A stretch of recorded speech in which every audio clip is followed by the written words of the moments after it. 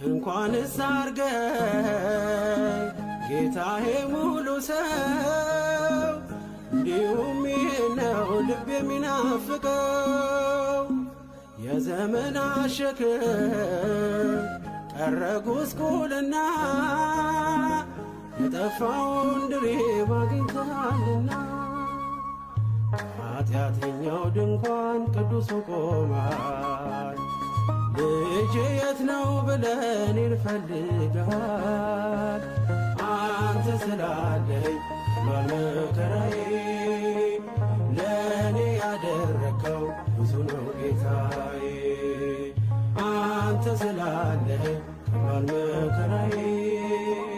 ለኔ ያደረከው